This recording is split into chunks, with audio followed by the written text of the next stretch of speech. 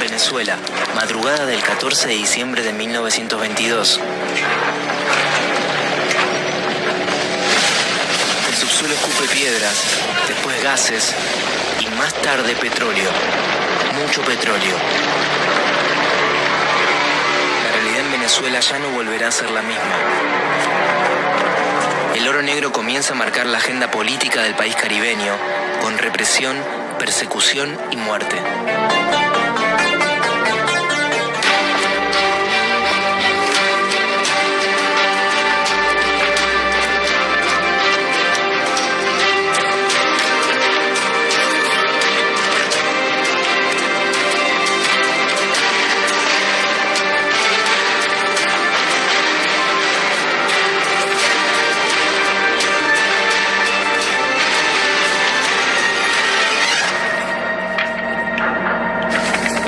A principios del siglo XX, Venezuela era un país que se dedicaba principalmente al cultivo de la tierra.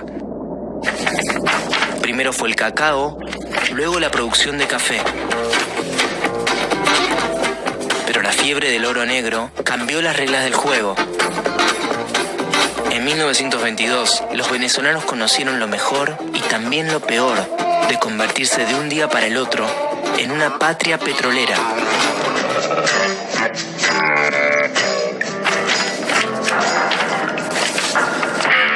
El 14 de diciembre de 1947, el pueblo eligió por primera vez un presidente a través del voto universal, secreto y directo. El prestigioso novelista Rómulo Gallegos ganó por una amplia mayoría de los sufragios. Representaba a una fuerza nueva, de centroizquierda, la Acción Democrática. Gallegos intentó limitar las ganancias de las empresas extranjeras que explotaban los pozos de petróleo y mejorar las condiciones de vida de los trabajadores. No lo logró. El presidente solo llegó a cumplir 9 meses de su mandato. El 24 de noviembre de 1948, las Fuerzas Armadas tomaron el poder a través de un golpe de Estado. Detrás de las botas asomaba la corporación petrolera afectada por las medidas de la Acción Democrática.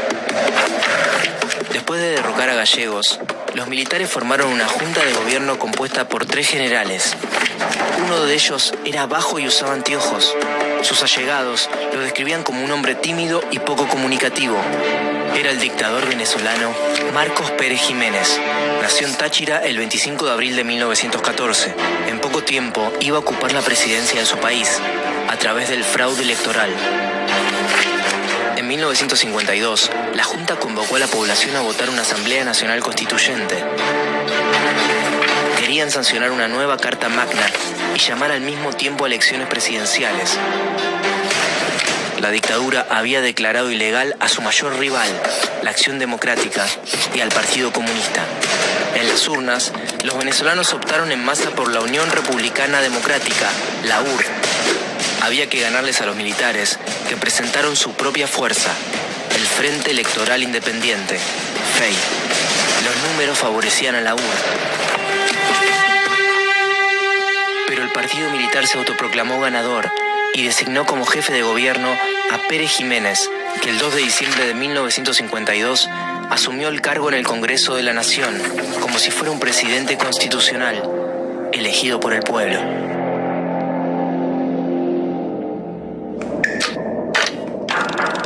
Por el engrandecimiento de Venezuela, invoco la gracia de Dios Todopoderoso para que esos principios, encarnados hoy en el nuevo ideal nacional, sigan determinando nuestros actos y estableciendo bases firmes y duraderas para nuestras instituciones.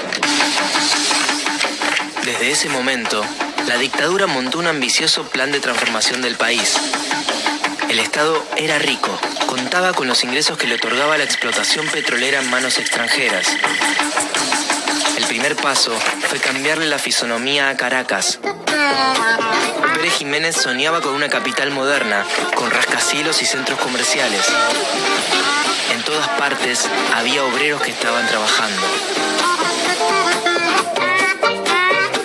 En forma paralela, se abrió la libre importación. El control aduanero dejaba pasar los productos más nuevos, los más novedosos. Las clases medias y altas comenzaron a consumir productos importados y a copiar costumbres típicas de la cultura estadounidense, como como jugar al béisbol, comer hamburguesas o consumir el cine que llegaba de Hollywood. Detrás de esa realidad se escondía otra diferente. La pobreza de la mayoría de los venezolanos, acentuada por la represión de un gobierno autoritario. El régimen de Pérez Jiménez suprimió las garantías ciudadanas y las libertades democráticas, así como la posibilidad de participar en partidos políticos o asociaciones sindicales. La práctica sistemática del terror quedó en manos de la Dirección de Seguridad Nacional y su jefe, Pedro Estrada, alias Don Pedro. Comenzó su carrera como oficial de la policía. Era uno de los funcionarios de confianza del presidente. Estrada aparecía en los actos públicos junto a Pérez Jiménez. Después, en las sombras, perseguía a los políticos que luchaban por la democracia desde la clandestinidad. El destino de los opositores eran los centros de tortura, el exilio o la muerte.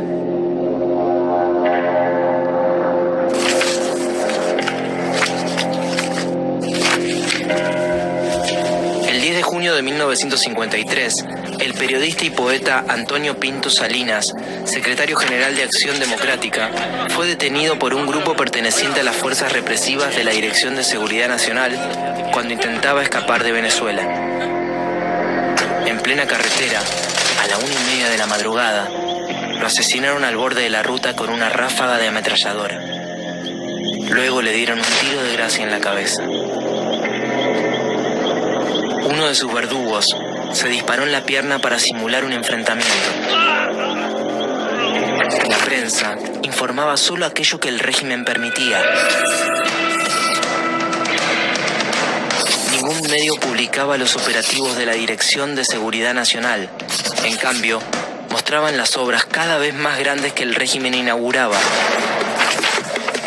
Como una forma de crear consenso en la sociedad, la dictadura estableció una nueva costumbre: la celebración de la Semana de la Patria. Militares, alumnos de escuela, empleados públicos y hasta trabajadores de empresas privadas se veían obligados a marchar por las calles de Caracas. Pérez Jiménez se ubicaba en un palco levantado para la ocasión. Miraba los actos a la distancia. Al dictador no le gustaba mezclarse con la gente.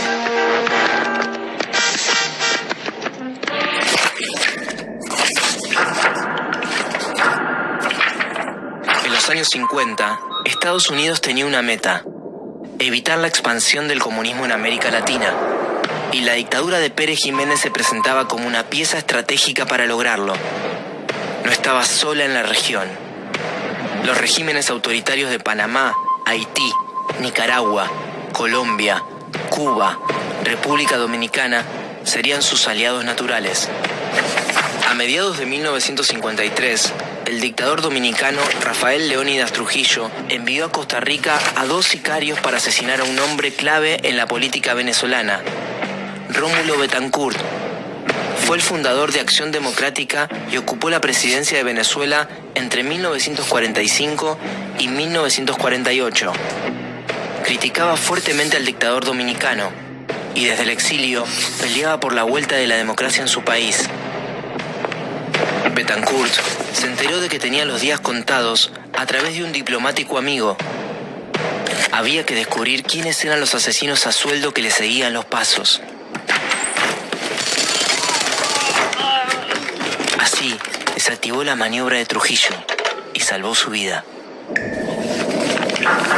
Caracas, 1 de mayo de 1957. La iglesia difundió una carta pastoral que se leyó en cada una de las iglesias venezolanas. Denunciaba en su mensaje la difícil situación que vivía la clase trabajadora. Más tarde, el arzobispo de Caracas escuchó de la boca de un alto funcionario una orden precisa: la iglesia no debía pronunciarse sobre esos temas. Comenzaban a aparecer los primeros síntomas de desgaste de la dictadura. El 1 de enero de 1958, un grupo de militares intentó tomar el poder y destituir a Pérez Jiménez. Caracas se despertó con el ruido de los aviones de la Fuerza Aérea que sobrevolaban la sede de gobierno y la Dirección de Seguridad Nacional. El régimen logró neutralizar a las tropas sublevadas. no pudo evitar que salieran a la luz los quiebres en el interior de las Fuerzas Armadas. Fue el principio del fin. Ante las presiones políticas, el presidente de facto se vio obligado a deshacerse de sus principales colaboradores, entre ellos Pedro Estrada, que partió hacia el exilio. El negocio del petróleo enfrentaba dificultades. Había surgido un competidor, el mundo árabe.